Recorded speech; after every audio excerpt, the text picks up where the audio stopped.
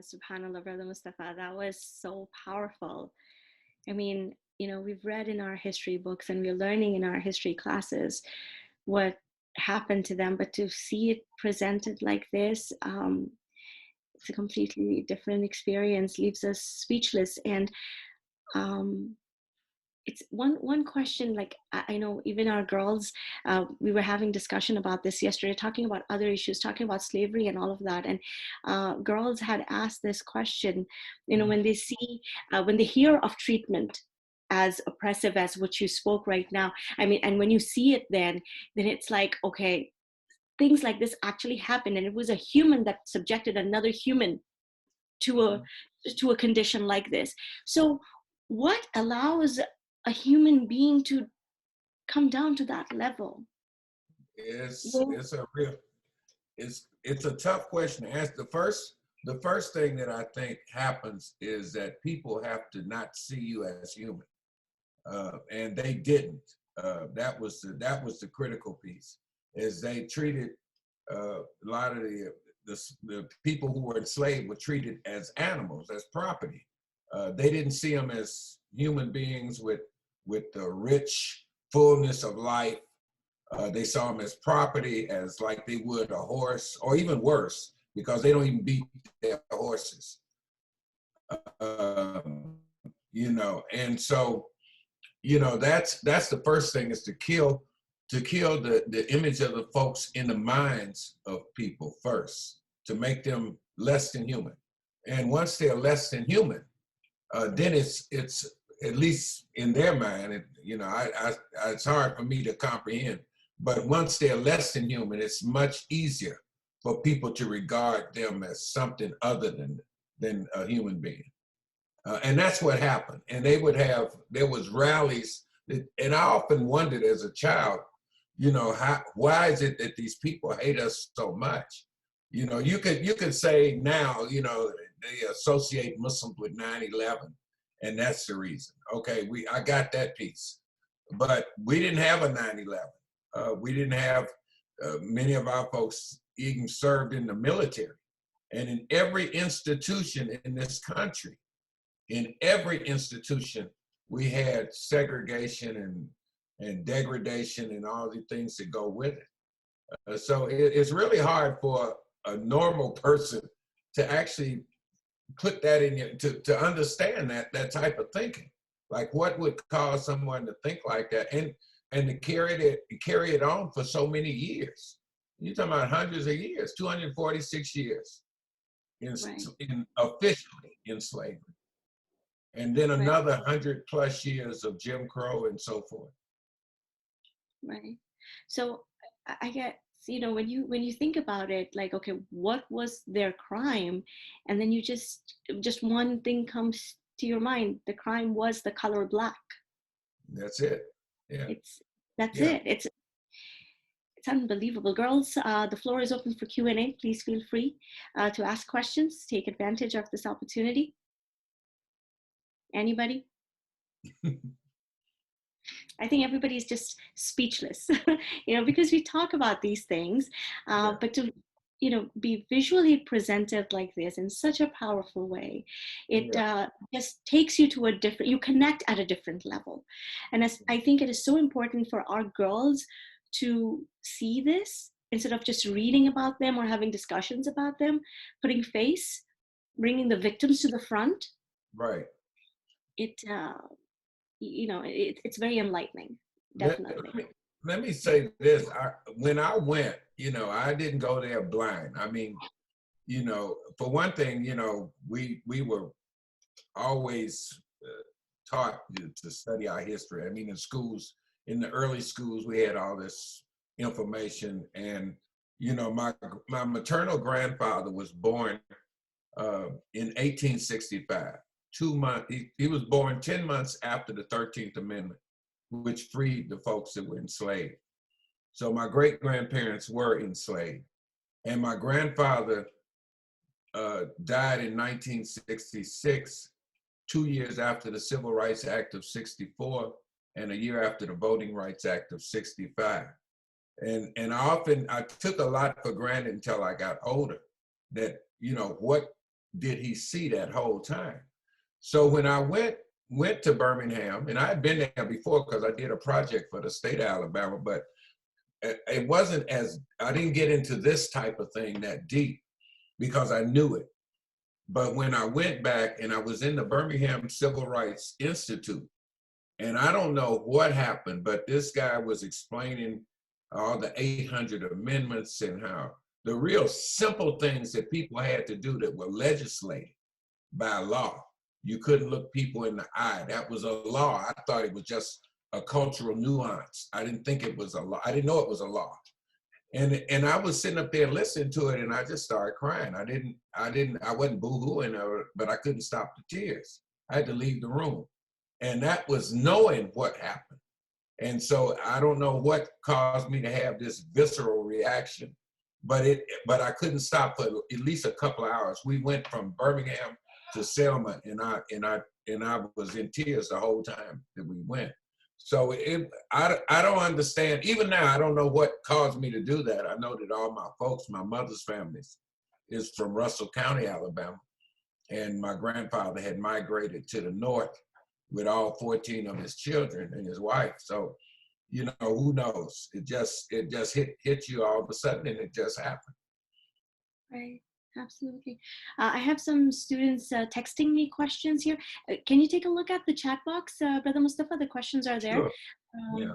All right. If segregated never allowed with the civil rights movement, never. I have, you know, if the conditions existed that existed even after slavery, you know, Jim Crow, and even if they didn't have a law, the conditions were so brutal in Alabama. People, you know, in that one scene where we were at the commemoration of the lynching victims, they had over 4,400 names, and those structures represented coffins, and they had the names of all the victims on those coffins and the county where they were lynched.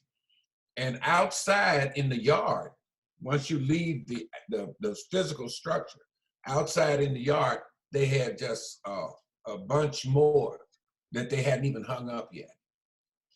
So I think that it was inevitable. I don't know, I can't say for sure, but I think it was inevitable that there was a civil rights movement. I don't know how people, and this is really something, you see people who oppress folks never understand why they get pushed back or why people reject it.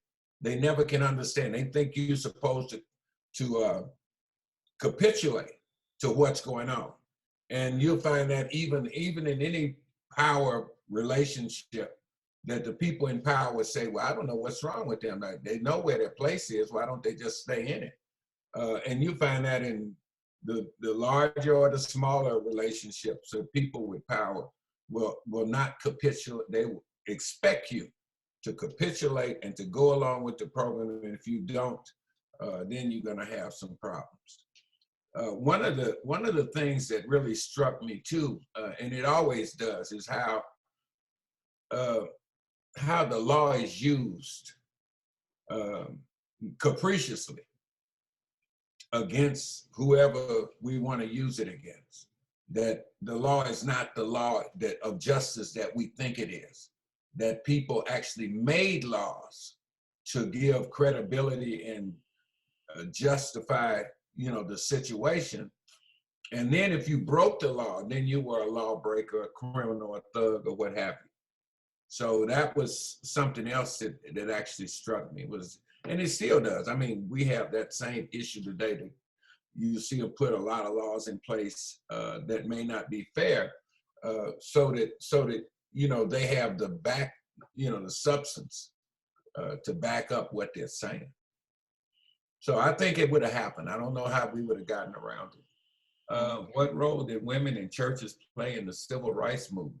Oh, huge role. And I often say this, that a lot of women ran a lot of the civil rights movement. I mean, they were actually big time. I mean, you have so many women that were part of it after Rosa Parks and Coretta Scott King, and you had Juanita, oh God, how can I forget his name? Abernathy, and so many. In fact, that place where we went, in Selma, where they had the memorials outside, were four went mothers of the movement. That I think if you look at the civil rights movement in its totality, it's peppered with women all through it. I mean, prominent. I mean, I saw a lot of them speak when I was in college. You know, so it wasn't, in the Black community, it wasn't uncommon to have women leaders in the movement.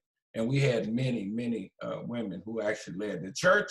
It was the Southern Christian Leadership Coalition Conference. I said coalition, but it was called Southern Leadership Conference, which Dr. King was the major part of, that actually led this movement. That's why when they were marching, those people were very dignified. They would wear shirts and ties in hot weather, and when they got to a point, they would just drop on their knees and pray, and that didn't stop anybody from beating them. You know, that was one of the things that was really just, it was a telltale sign that no matter, you know, you're the same religion, you're stopping to pray to the same deity, etc. And it didn't soften anybody's heart. You know, it didn't say, oh my God, we can't hit these people. They're on their knees praying. And it was a lot of pastors and clergy, and you had rabbis. One of the things I think that the Muslims can learn from this was that, you know, they don't understand the type of social equity that was built by people of various faiths. You know, like the Jewish folks sent lawyers and stuff to the South to defend Black folks in court. Whether you look at it today and see this is why they have such, it's not so much the money, but it's also the investment in helping people in them early years that they now have, you know, so much quote unquote power. But this was pretty common. You know, you had a lady, Miss Weasel, who drove from Michigan all the way to help Black folks, help them register to vote. At that time, voting could get you killed. Registering people to vote could get you killed. Telling people to vote would get you killed. That was when we went to the Hall of Martyrs at the Southern Poverty Law Center. It was just a lot of, you could see they put the reasons these people were killed, and that was voting, registering people to vote, telling people to vote, etc. So this lady drove all the way, a Caucasian lady with 3 or 4, I think she had 4 children. She was so moved by the movement, she came down, and the very next day she was killed, you know, just for helping people to vote. The 3 Mississippi workers, Schwerner, Goodman, and Cheney, killed in Philadelphia, Mississippi, for registering people vote. They saw them as communists inspired. And these people killed these folks wantonly, without any justice at all. I mean, nobody held them accountable until 2005. They finally sent this guy to prison. But God, you're talking about 30, 40 years. You know, and that was pretty common. Let me look at the next. I'm up here talking, I'm not looking. Oh God, what hit me hardest when I was walking through the monuments, I think they're talking about the one it's funny because I was moved by the monuments, but not like I was when I heard the everyday indignities that people had to go through.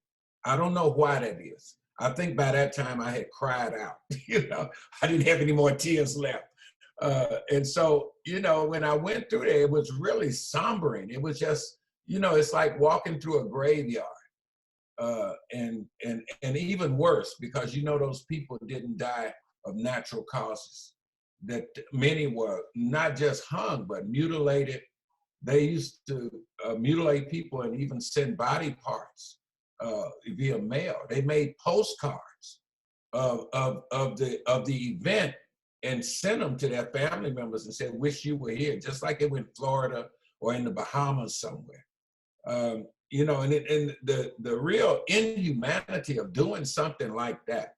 You know, I wouldn't want my child to see somebody getting shot or killed or accident that was horrific. And these people let their children, so their children would have an understanding about who they were, I guess. And it was just really, really tough to see that. So walking through the monuments was really tough. Let me see, there's so many questions. Now I'm getting a bunch. If you feel like you were treated unfairly, how would you go about getting help nowadays? Nowadays, you got a lot of avenues for doing that. You can go to the law, and for the most part, you'll get some help. So that's not hard to do. You can get you can come to CAIR for that matter. We investigate a lot of those kinds of issues, etc. So that's not as hard today to do. Even though you still got issues with the law, it's still not the same. What would happen to people who were brown, like not black or white? Oh, they had the same thing. Plessy versus Ferguson segregated everybody that was non-white. You didn't have to be black. If you were non-white, if you were Asian, if you were Hispanic, if you were from the subcontinent or anywhere, you were treated just like black folks. They saw you as the same. You had to have, you had to be white or not. So it wasn't that deep. In history class, we learned that even though slavery was going for 2.5 centuries, the northeastern part of the country was free of slavery and segregation. But you mentioned the segregation. Oh, it existed everywhere. That's not what happened. In New York had black laws in 1807, I believe it was, or 1808. They still had black laws that governed where people went and did. There was a lot of movement in the North the same way. It was not like it was just in the South. The South was blatant. The North got a little more creative, like they would do, and they do like now, gerrymandering, changing the lines to make sure that they still have political power. Redlining where you draw a red line around the area that blacks can live in and where whites live. When I worked in Alabama doing a consulting job, the CEO that brought me there told me that when he first came to Alabama, they told him where he should live and where the black people live. He's a white guy. And he said that he told him, he said, that what you're doing is illegal. And I'm gonna call the State Board of Realtors and report you. And the guy said, go ahead and call him, which meant that they had a lock from the top to the bottom. Like you can call them, but it's not gonna matter because we already got this taken care of. And that was the kind of, nefarious behavior that we saw in terms of the law. But it was all over the country. There's no such thing as not having segregation in other places. They were just a little bit more creative about it. Was segregation a problem in other countries, or is it only a problem? Oh, it's everywhere. Well, slavery was all over the world in the early years. I mean, you were either indentured servant or something.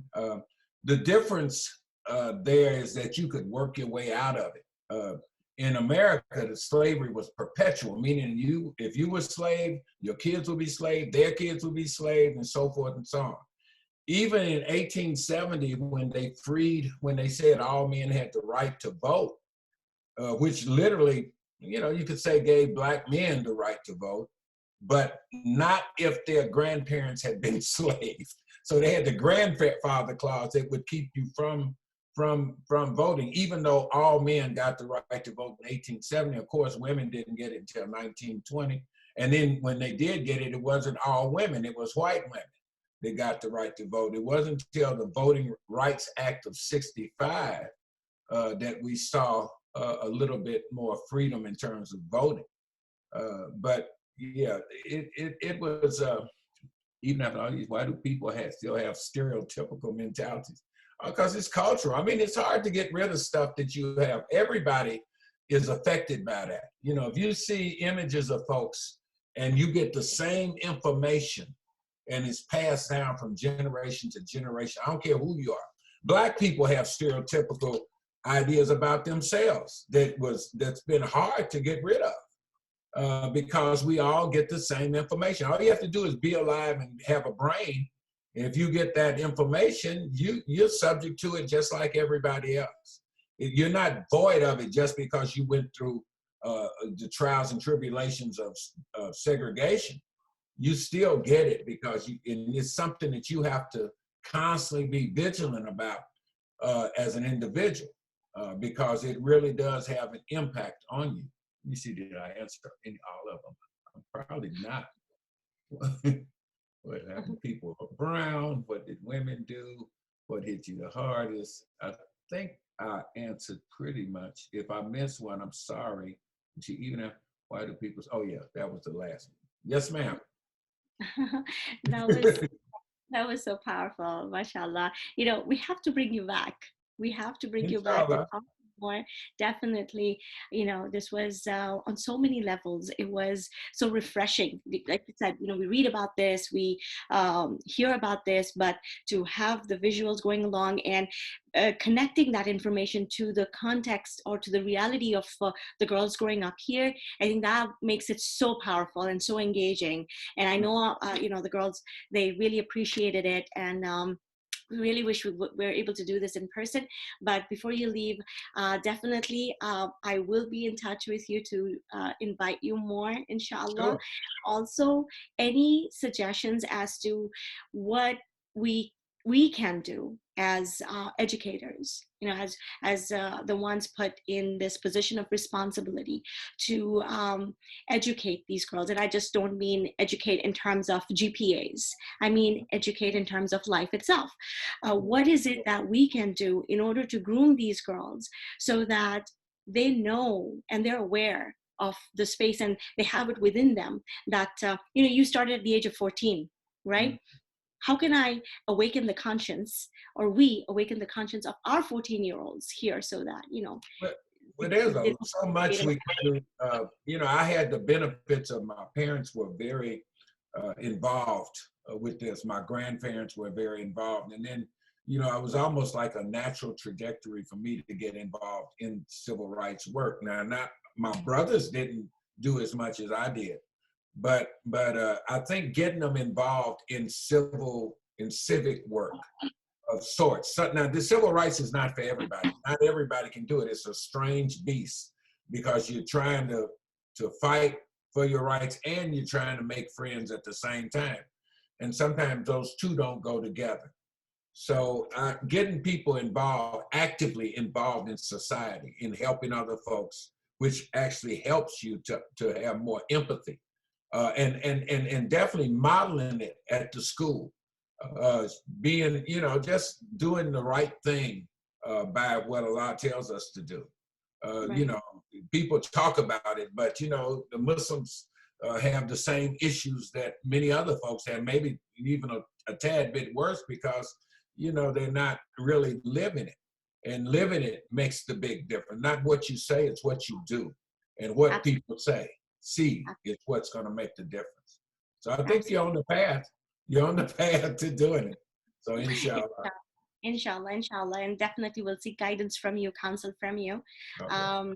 You know, delivering the promise of education is a big responsibility. It's an amana, it's a trust, and Absolutely. we just have to strive to do our best possible and leave the Absolutely. rest to Allah subhanahu wa ta'ala. Inshallah. Definitely, Brother Mustafaa, definitely, you are, if I'm not mistaken, you are a revert. Yes. You're I, right. Yeah. So I've we'll been bring for you in, many inshallah, years. one day to share your story. I'm sure the girls would love Oh to hear yeah. that. Oh Your yeah. journey, I do your have a journey. story. You do have a, oh, I do I'm have sure a it's so big story, for you. believe me. All right, all right. So definitely, we will invite you soon to share your story with us, inshallah. Before you quit, before you leave, like how long have you been Muslim? Oh God, since I was 19. I was MashaAllah. 19 and 20, and I don't even want to tell you how old I am because then you lose respect for me. That's been over 40 years. Let me put it like that. So I've been, yeah, I came into the dean while I was in college, MashaAllah. you know, and I was doing well, I thought, and everything, but, you know, this changed my life. So Absolutely. alhamdulillah, I'm thankful. Alhamdulillah. Jazakumullahu khairan, Brother Mustafaa. Our girls are saying Jazakallah khair as well in the chat box. Inshallah, we will see you soon. And Jazakallah khair once again. Just give me a call, sis. All right. Okay. Inshallah. Assalamu alaikum wa rahmatullah. Walaikum salam.